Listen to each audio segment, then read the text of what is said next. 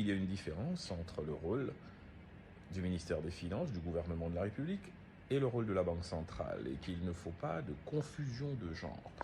Et ce sont ces confusions de genre qui créent des convulsions sociales et qui handicapent l'efficacité des politiques publiques.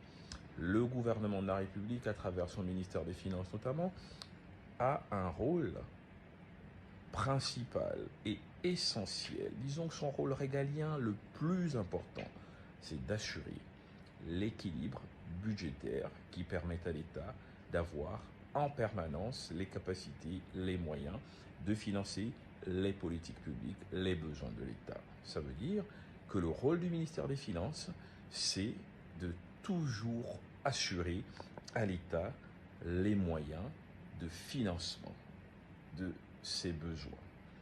Voilà le rôle du ministère des Finances. Tout le reste, ce sont des instruments qui doivent concourir à renforcer cette capacité du ministère des Finances.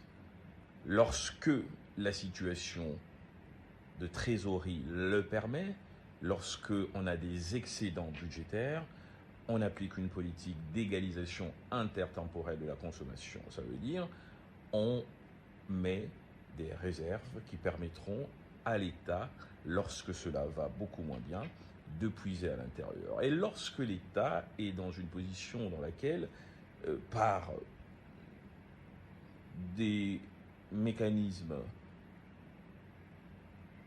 de perturbation cyclique, devrais-je dire, l'État a moins de moyens, on fait appel à la politique budgétaire, à l'endettement.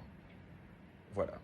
Donc le rôle du ministère des Finances, c'est un rôle très précis. Faire en sorte que l'État ait les moyens de financer ses besoins. Pour cela, ce ministère dispose d'un certain nombre d'instruments. Politique budgétaire, politique fiscale et tutti quanti.